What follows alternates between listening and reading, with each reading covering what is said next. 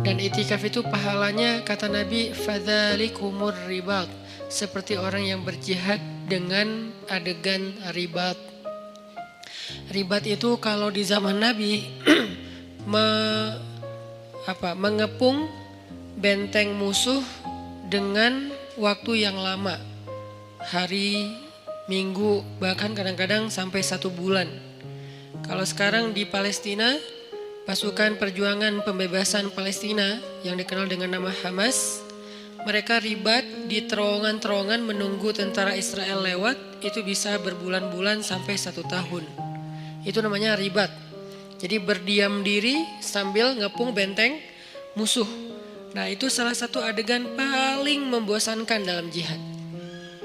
Kalau ketemu musuh langsung itu jelas. Atau kalau misalnya serang-serangan itu jelas. Tapi kalau ini nungguin.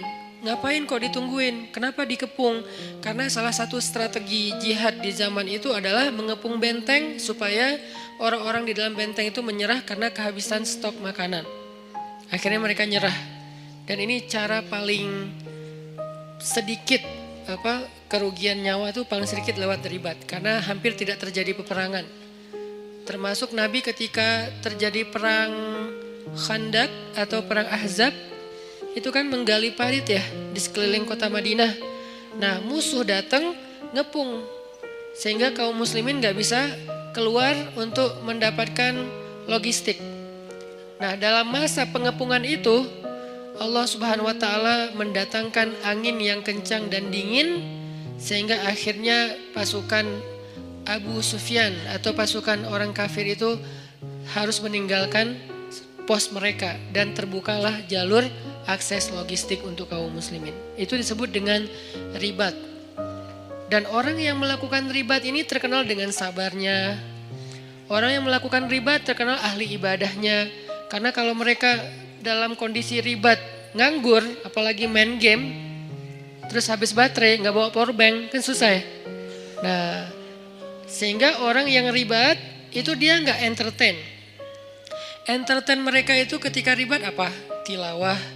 Entertain mereka ketika ribat apa? Sholat. Karena sholat buat mereka itu entertain, hiburan kalau bahasa lebih sederhananya. Soalnya Nabi SAW pernah bersabda ketika mau sholat asar, Nabi bilang kepada Bilal, "Ya Bilal, arihna bis sholah."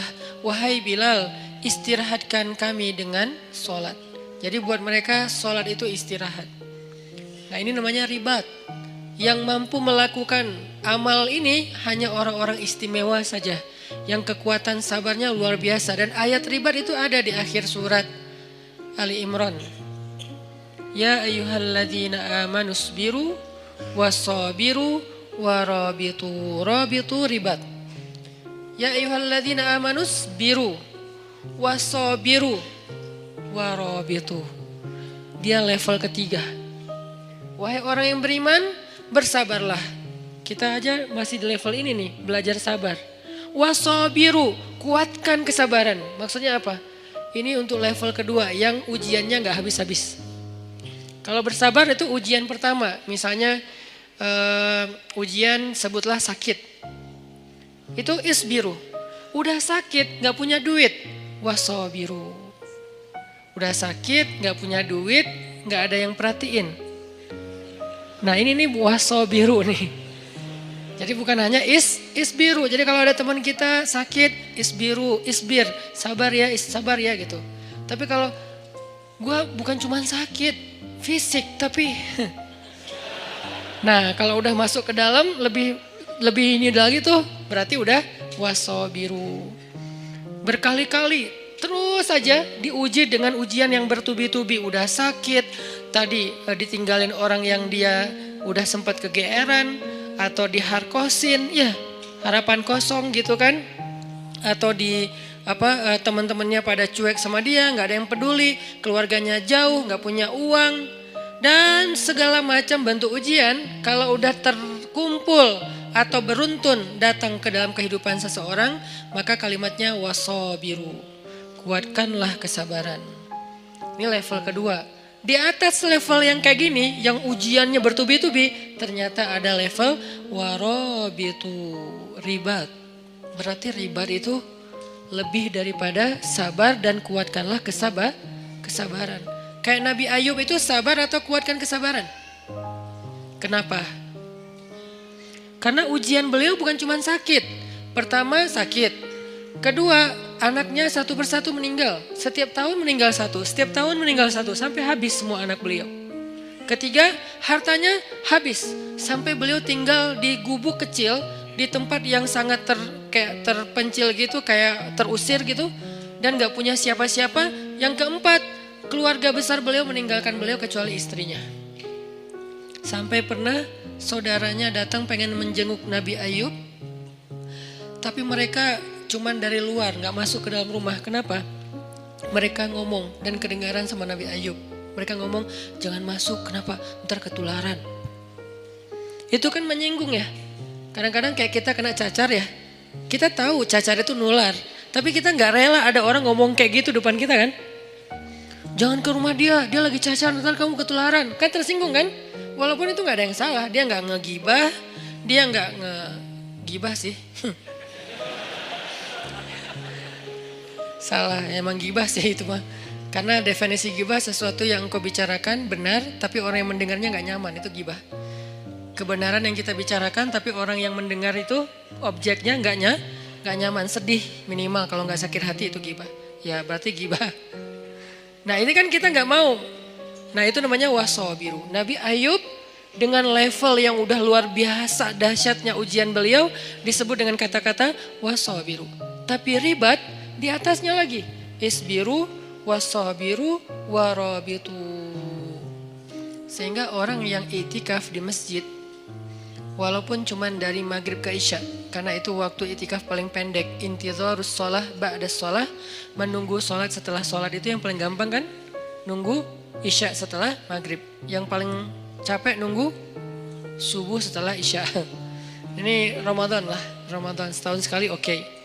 Kalau nunggu zuhur dari subuh kayaknya jarang, karena kita rata-rata gak nunggu, soalnya sibuk dengan kegiatan. Kalau dari isya sampai subuh juga jarang. Jadi paling gampang tuh nunggu isya setelah maghrib.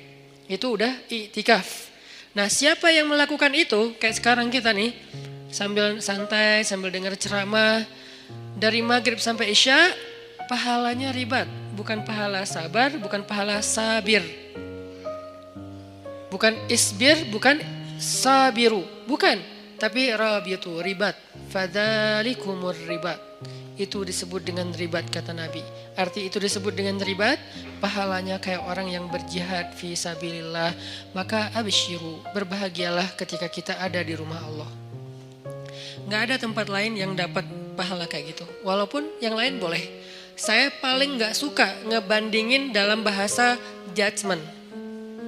Kalau ngebandingin dalam bahasa motivasi boleh. Contoh bahasa ngebandingin dengan bahasa judgment gimana? Di masjid berpahala, di yang lain itu dosa. Nah ini nih judgment. Kalau memotivasi, di masjid berpahala, yang lain juga gak apa-apa. Karena kan area mubah dalam Islam itu luas banget kan. Apa hukum nongkrong di kafe? Haram. Siapa bilang haram? Lihat dulu kafenya gimana, dia nongkrongnya ngapain. Kalau dia lakuin dosa kayak berdua-duaan, oke, jadi bukan nongkrongnya tuh, khalwatnya. Kalau dia di situ kayak berjudi, berarti judinya. Kalau dia di situ misalnya kayak menggibah, berarti kumpulan gibahnya, perkataan yang sia-sianya. Tapi kalau dia nongkrong sekedar istirahat sebentar, sekarang namanya kafe, dulu namanya warung kopi. Kenapa di warung kopi boleh, di kafe nggak boleh? Lagi-lagi kayak kemarin, kenapa bergaul boleh, gaul nggak boleh? Ya, kita terjebak dalam diksi. Warung kopi boleh, kafe nggak boleh, padahal sama aja, cuman istilahnya beda. Tapi kan banyak kafe yang aneh-aneh. Allah alam, di Bandung sih banyak yang nggak aneh. Keren-keren lah, artinya kafenya masih standar. Jadi saya nggak mau menjudge bahwa yang selain di masjid sia-sia, yang selain di masjid dosa, yang selain di masjid ahli neraka. Ya nggak gitu juga kali ya. Tapi di masjid terbaik, itu udah pasti. Nggak boleh diragukan dan nggak boleh diperdebatkan. Kenapa? Karena sebentar aja di masjid pahalanya udah kayak jihad. Ada gitu tempat kayak gitu di luar? Ada. Di tempat orang sakit. Siapa yang datang ke rumah sakit atau ke rumah orang yang sakit, maka dia seperti berjalan di antara taman-taman surga. Seperti berjalan di antara taman-taman surga. Itu maksud Nabi itu sebaik-baik tempat di muka bumi itu masjid. Maksudnya motivasi, bukan ngebanding-bandingin terus coret semua selain masjid, nggak gitu juga. Jadi buat teman-teman kadang ada yang nongkrong di mana, saya juga nongkrong. Nggak apa-apa, tapi masjid harus jadi tongkrongan favorit. Yang lain kayak gimmick atau tambahan-tambahan kayak bonus lah ya. Tapi tongkrongan paling favorit itu adalah nongkrong di masjid. Kalau ada yang nanya di masjid kok nongkrong? Ya nongkrong itu bahasa Arabnya majelis. I'tikaf itu artinya berdiam diri. Berdiam diri bahasa anak mainnya nongkrong. Ya sama aja. Jadi ini terjemah. 1. Niatin i'tikaf. Niatnya gimana Ustadz? Saya i'tikaf, udah selesai gitu. Gak perlu ribet-ribet, gak perlu misalnya harus cari dulu di googling niat i'tikaf, boleh, gak apa-apa pakai bahasa Arab.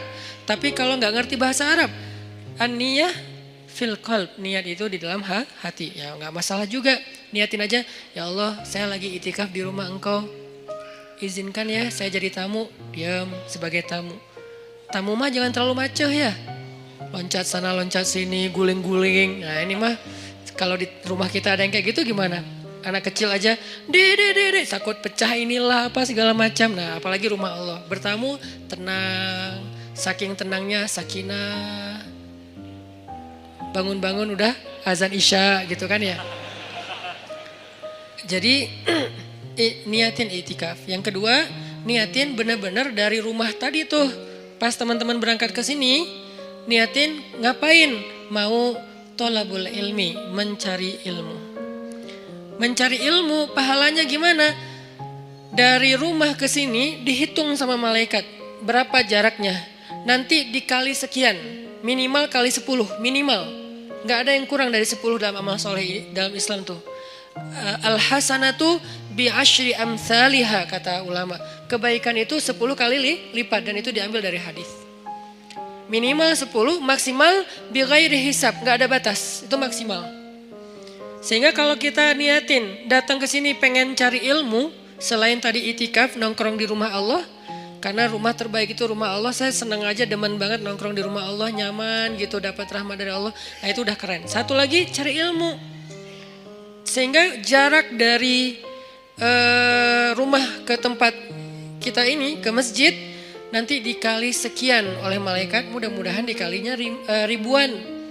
Kalau dikali 1000, misalnya jaraknya kalau dari rumah saya ke sini sekitar 1 kilo, berarti saya udah lebih didekatkan ke surga 1000 kilo.